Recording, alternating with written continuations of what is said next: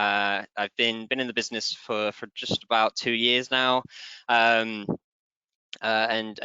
I'll be going through VAT services on Amazon today. I'll also be trying to provide some sort of insight into pan-European FBA and your options for selling across Europe. So do feel free to drop questions in the chat today.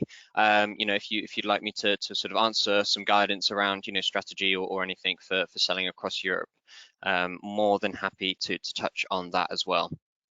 In today's webinar, we're going to go through what the VAT services on Amazon is, the benefits that it provides, and the sort of the offering, and then we'll do a sort of a walkthrough in terms of what your experience will be through that service, so that you can get some insight in terms of what the full journey will be, and then we'll kind of go into the Plan EU situation and finish with Q&A. So I'm hoping today I'll be able to offer a lot of insights, a lot of guidance. I'll try and throw in some sort of additional sort of tips or tricks wherever I can, and do feel free to keep dropping in those questions at any time.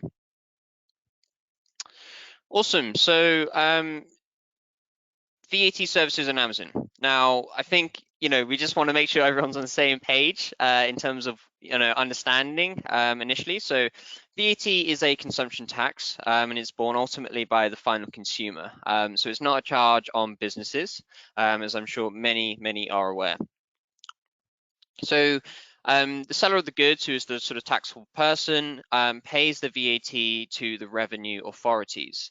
So as a seller, when do you need a VAT registration number and to file VAT tax declarations? So there's both what we call sort of common and specific triggers for VAT registration obligations, and let's run through a couple of those. So some of the common triggers or activities to trigger kind of mandatory VAT registration is one, importing goods into EU countries from outside of Europe. So that's going to trigger a VAT requirement in the countries where the goods are being imported. The second is storing goods in any EU country. So even if it's just one unit being stored, that is going to kind of trigger that obligation. And that's if it's stored by you or a third party. So if you're storing it with Amazon, it will still be the same situation for you. And those are I think the main ones that we will be looking at today. There are some other ones, but we'll focus on those two because they will be the most relevant. But there's a link to the VAT handbook provided. Please do download the sort of a PDF version of these slides that should be attached in the kind of handout section that you can see. If you can't download that or you can't see that, drop into the question box so that we can try and get that resolved, because there's lots of helpful links in this for you to take away. So we have created a sort of VAT handbook and a VAT education page. So anyone that wants to get a bit more understanding, that's a really good place to start.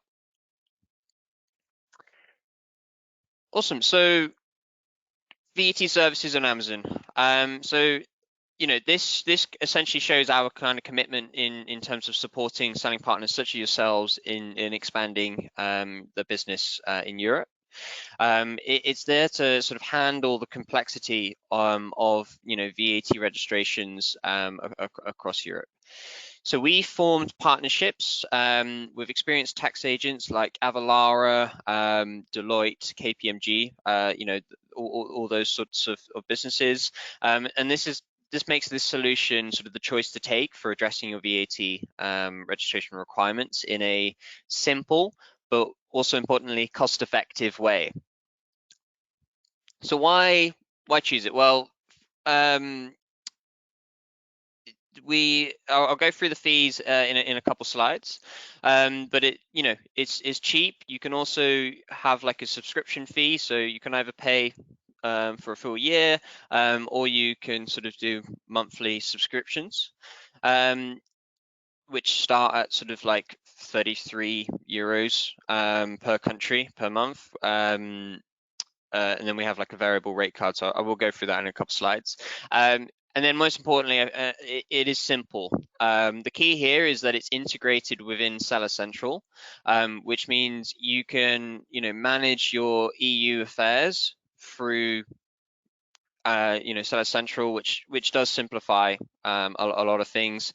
A lot of the data that you would be putting into your kind of VAT filings can automatically be sort of pulled from some of the Amazon reports, like the VAT transactions report and those sort of things, so that it's supposed to be as sort of low churn as can be reasonably expected from sort of VAT sort of filing and registration obligations.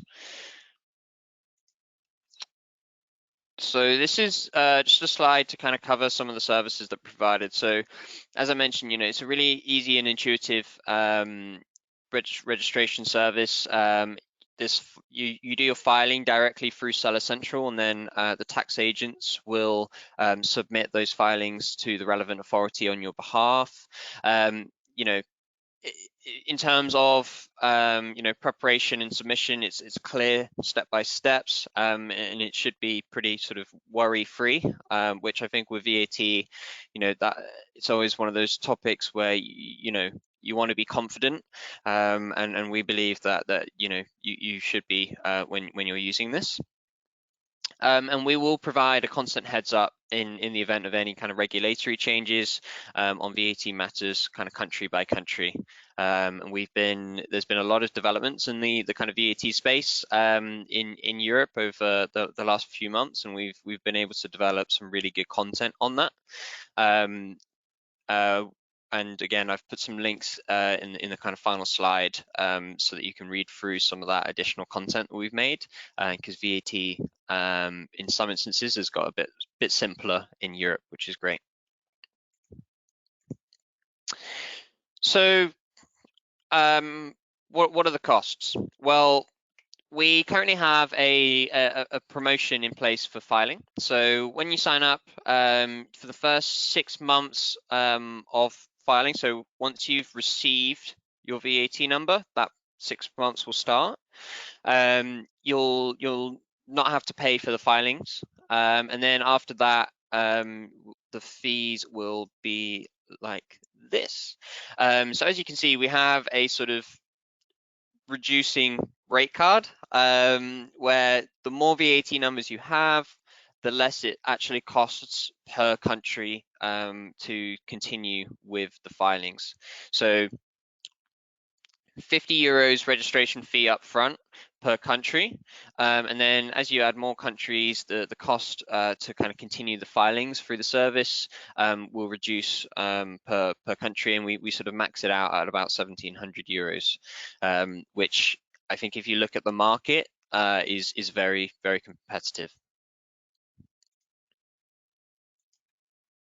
So now just going to kind of go through what the journey on VAT services and Amazon kind of looks like. So we will start with the registrations dashboard. Then we kind of move into sort of the information providing, so that the tax agents are able to submit documentation to the relevant authority. And as part of that, our sort of internal mechanisms and sort of teams will be kind of verifying the data that you're inputting and the documents to make sure that they're aligned to what the authorities are going to require, just so that once the submission's sent off, it's just a matter of waiting for it to go through rather than it potentially getting stuck at that authority and the process going down. So verification, the applications of forms are sort of generated, and then you'll need to just kind of sign those. Once you sign those, we will then submit that application off to the authority, and then it's about waiting for the registration to be completed. So on that note, it takes time for the tax authorities to kind of complete the registration process. For example, for Germany, we typically see that it can range between 6 to kind of 14 weeks. I would say it's more towards the 14 generally, especially for UK businesses. And so, if you are looking at getting VAT registered, so that you can, send your products directly into Europe and start selling there, I would put that as a priority to get completed. And then, the other elements of kind of expanding into Europe, like figuring out your listings and those sort of things, you can manage that, and your shipping, for example, you can manage that in that interim period, where you're simply waiting for the VAT number to come back. And then, as we've mentioned, so there's the ongoing VAT filings. So this is just going to kind of have a look at a few screenshots and sort of start understanding what it will look like when you're trying to register for your VAT. So it's pretty simple, really, to start getting involved with this service. So if you just on your Seller Central, you enter reports, and then it'll be manage your VAT. That will take you through to the kind of landing page for this service. Here there'll be sort of a page that will kind of, you just confirm some of the kind of business information, sort of very basic business information at the top. And then what you'll find is that you can sort of select essentially the service that you want us to move forward with. So some of you may already be working with a tax agent. If that's the case, then you can select to just move forward with filings, because you already have the VAT number. You don't need to do registration and filings. But for many, you may just be wanting to use this service to do both, and you can select which countries you would like to do this with. So you don't need to do it with 7 countries. If you just want to start with one, then that's more than fine. Now this is where we get into I think the kind of one of the most important parts of the process, and that's actually submitting the information. From my experience, this is where businesses typically delay action. So they may get started with this, and then either they get distracted, forget about it, or they sort of fall off. They'll complete one of the countries, but they may not complete the others. And then down the line, they sort of like, oh, probably should have completed that one. So I would just make sure, be really clear at the start. What countries do I want to get? And then just try and get use the documents tab to check the documents that you're going to need to submit, get those all together, and then just sit down in one session. You should be able to complete a lot of the work here. So on the business information side, it will ask quite a lot of sort of questions for you to kind of fill out, just because this is the tax authorities will require a decent amount of information. Some of it may already be kind of pre-filled because you have submitted information onto Amazon already, but it'll ask you to kind of confirm certain things, and once you've done that, you can then move on to the document upload. So this page I think is done pretty well. So it will, for each of the countries, it will tell you the list of documents that are required. Now, some of the documents are going to be the same are going to be required in Germany, as well as, for example, in France. And so we're not asking you to have to submit those, 4 times, for example, if you're looking at 4 registrations, you just need to submit them once, and we'll assign them to the other countries as well. So small, but it does make a difference, I think, to be able to kind of do it that way. We also have like sort of information here to kind of clarify what the document is that's being required, because sometimes these may be documents that you haven't had to kind of use before. Many of them you can get from Companies House if you don't already have them, and there is samples that are provided to allow you to just clarify if the document you've got in front of you is the right one, so that you can just make sure that you're submitting the correct info.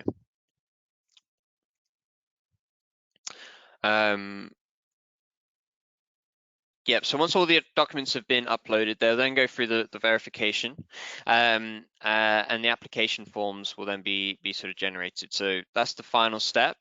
Once you've downloaded those application forms, signed them, and then sort of uploaded them back, your application will get sent off, and you'll find you're in this sort of status. So everything's completed, and then application submitted, and that status will update when the process has moved forward.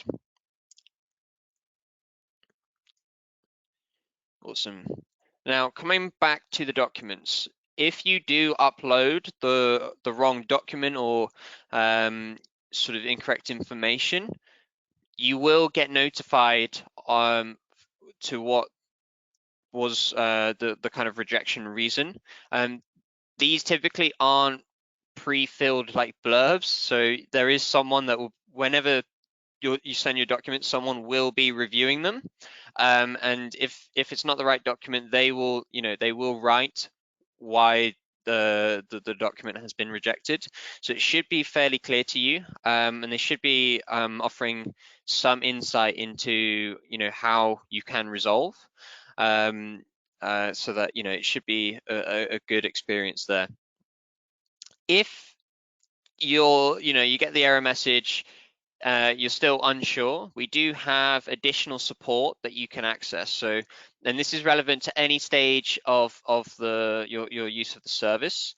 May become more relevant when you're going using the service for a long time and you have a question about your filings. But we have a dedicated support team for this service, so you can access them in a sort of similar way to how you would access sort of standard seller support, but these tickets will be sort of redirected specifically to our VAT support team, who I believe are based in Barcelona, and they should be able to answer any of your queries about the service, and if you have kind of a VAT specific question that's not necessarily about the service but about your own filings, for example, then if they're unable to answer it themselves, they have a direct line to the tax agents to get that support on your behalf, which is quite an important thing, because sometimes you do want to get that support, but if you went directly to, for example, Avalara to kind of ask them those questions, they charge quite a lot for that. So it's better if we approach them on your behalf, and we have an agreement with them that they're supposed to support wherever possible. So that would be my recommendation, is if at any point you've got questions, etc., just engage with this team. I've seen a lot of cases where they've been really helpful. So that's been a really big development in this service over the last couple of years. Wonderful. So now we're just going to briefly discuss sort of VAT filings. So there's like a 5-step process that you're going to need to complete. So the first is you would need to review the product tax file. This contains sort of all of the products that have been sold, refunded, or returned, and any of your sort of in any of your VAT sort of filing countries in the past sort of 3 months. So just need to review that file. You then need to review the sort of Amazon VAT transactions report, which contains, relevant VAT information regarding transactions that occur in those subscribed countries. If you are importing into the EU, then the additional VAT report is going to be, I think, of particular interest, because this report allows you to add sort of non-Amazon sales, refunds, etc., but also your import VAT. So like the cross, once you've done a cross-border movement, like you sent your inventory from the UK into the EU, or from your source directly into the EU, you're going to have to pay import VAT at customs, and you can reclaim that against your VAT obligation, so that you're not getting kind of double charged. And it's this file that you would input that sort of information. So I want to make that one quite clear, because I've been getting quite a few questions on that topic over the last few months, and it's definitely something that we can support with. No one wants to be sort of double charged VAT. Once you've kind of done that, you just review the kind of the draft filings that are created. A lot of businesses are normally quite happy with how the reports go, and they don't necessarily have too much to add on the additional VAT report. So they, when it gets to reviewing the draft filings, some are very hands-off. Some of you may want to be more hands-on, and you definitely have that option. You just need to make sure that you're aware of the timings that you need to kind of go do all of these steps, because there is a certain window that you'll need to do it for each of the countries, and then make the VAT payment. So once you've done your filings and you've confirmed those, we will then send those off to the relevant sort of revenue authority, and then you'll find that you are shown a page that sort of informs you the kind of details for how much to pay and then where to pay it, and then it's up to you to make sure that payment is sort of completed. It's not an automated process. You'll need to kind of do that for your own bank. Awesome. So we've mentioned that there's these tax agents that are kind of involved. So, what is their role here? So they're the ones that will be submitting everything to the relevant authorities in your behalf. So they're kind of more the kind of facilitators.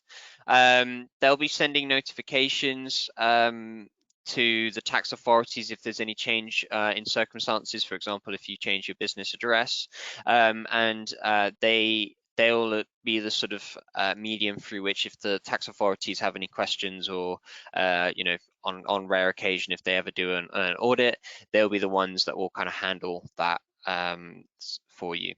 So they're not there as an advisor, they're more there as the sort of facilitator of all of these processes. So that was kind of VAT services and Amazon. I appreciate, might have been in some ways a pretty dry topic, but I think it's really important that you know what the kind of experience will look like. And it is pretty straightforward. It's always improving as well, which is great. This is one of our biggest sort of products as such that we can offer businesses. But then, I think we now need to just explain, well, why is Amazon got this big solution? What are my options for selling in Europe, and sort of why would I need to store products in Europe, create this VAT registration requirement? So the key program that we'll be discussing is called Pan-European FBA. But as I go through, I will mention sort of different kind of strategies that you might be able to utilize here. So the key thing with Europe now is that you need to send your products directly into a fulfillment center in Europe at this point, so that we can offer that selection. This is because of the challenges of the customs border between the UK and the EU. And with Pan-European FBA, you can sort of now expand your business sort of internationally, selling across Europe, but also choosing the countries where Amazon will distribute and store your inventory. So some of you may recall the previous version of the program required you to authorize storage for 7 countries with which had fulfillment centers in. That was quite a big ask, and we acknowledge that. So now we've been able to improve the program, and you are the one that sort of enables the countries where Amazon can store your products, and that requirement for all VAT numbers it no longer exists. So the way this program works is you send your products into, for example, Germany, and then we will distribute your inventory across the countries where you've enabled storage in anticipation of what the customer demand is going to be across the different countries. And this takes away the guesswork in terms of inventory management for you. You just need to send in the amount of stock that you think will cover Europe, your sort of all of your European sales. We will figure out where the products need to be placed. And in addition, for the countries where you've enabled the storage, you'll be paying lower fulfillment fees. You'll be paying domestic fulfillment fees rather than kind of cross-border or what we call European fulfillment network fees. And that's that can be really, really helpful in terms of both pricing competitiveness, but also making sure that you keep those margins sort of nice and strong. But as we've been going through, if you are going to be enabling Amazon to store products in any of the countries, that requires the VAT requirement of registration and filing. So hopefully we're starting to connect the dots now. In terms of how many VAT numbers you should look to start with, I think this is dependent on your situation. Typically, I would recommend going with 2 VAT numbers initially, rather than 1. The reason for that is quite often I see the behavior is that a business will look to get 1 VAT number, for example, Germany, and then they'll kind of commit to that being their EU sort of store, and often the other stores almost get forgotten, and the business growth once they get into that situation is sort of significantly delayed often, because then they get sort of tunnel vision, shall we say. So my recommendation typically is to get 2 VAT numbers so that you can start using Pan-EU from the start. You'll then be getting local fulfillment to more customers as soon as you launch in Europe. And this is really going to help with driving up those EU sales, but also understanding the intricacies of EU customers, because different stores will have slightly different customer behavior. Your keywords and things will be slightly different, and so it can be really good to get sort of a grasp of that quite early on, whilst having sort of competitive offers. So just a little additional note there. Hopefully I haven't gone too far off tangent, but that was quite a bit of information, and I just want to kind of just guide through what are the steps to kind of getting onto Pan-EU. So the first is you need to list your products in all of the EU stores. This is something that if you're sending any inventory into the EU, I would like, whether you're wanting to get it onto Pan-EU or not, I don't think there's, unless you've got distribution rights, or sort of there's fee challenges if you've got sort of slightly heavier products. I would pretty much always recommend that you get your listings in all of the stores, because at the end of the day, the more customers you can get potentially able to see your products, the more potential sales there's going to be. So get your listings in all the stores. I would note here, really dive into the detail on the translations. This is quite often missed. I've seen many businesses use some sort of automatic translation in a lot of cases, and it doesn't necessarily read as well for the customer. Doesn't necessarily read naturally, and that can be quite a big trust buster. Customer trust is the key thing for driving the conversion on those sales. So if you can get those translations, done properly from the start, may take a small investment. We have businesses on the service provider network. So in Seller Central, if you went to inventory, sell globally, and then on that page towards the top, it'll say like find a provider. If you go there, then you'll be able to find sort of Amazon audited businesses that can offer a wide range of services, from translations to compliance, to international shipping or returns. So I would highly recommend looking there, and businesses there would be able to support with things like the translation. Once you then created your listings, you then need to enable the storage in sort of multiple countries so that Amazon can proactively redistribute your inventory. You can either do that by just uploading your VAT numbers, or you can do it manually by going to your FBA settings. So settings, fulfillment by Amazon, and then it's under cross-border storage settings. Gone through quite a lot there. Hopefully I'm not going too quickly for people, but I do want to make sure that we have time for some Q&A. This slide is just here to kind of give you some reference in terms of when I said you will be saving on your fees by storing locally. This slide hopefully will give a good representation. So we've got a business here, UK selling partner. They're sending their products directly into Spain, but they've also got a VAT number for Germany. So what that means is we're able to send some of that inventory they're sending to Spain into Germany proactively. There's going to be next day delivery in both of those countries, and they get the lower fees in Germany. So here they're saving €3.93, which that's like 50%. It's a pretty sizable chunk. But because they're not storing in France and Italy, they've got the European fulfillment network fees. And as you can see, if they got VAT registered in France and Italy, like on each of those fees, they could be saving a decent amount, and that adds up quite a lot over time, especially when your sales do pick up across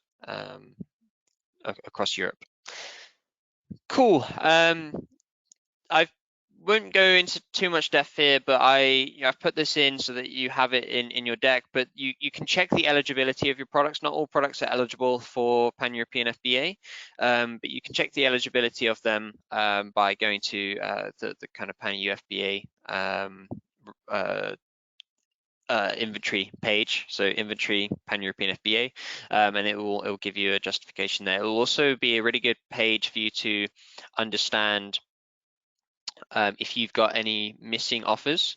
So you may have products that you're wanting to get onto Pan-EU, but you've not yet created an offer for that given ASIN in France, for example. So it's not yet enrolled onto the program, and so you're still paying those higher fees.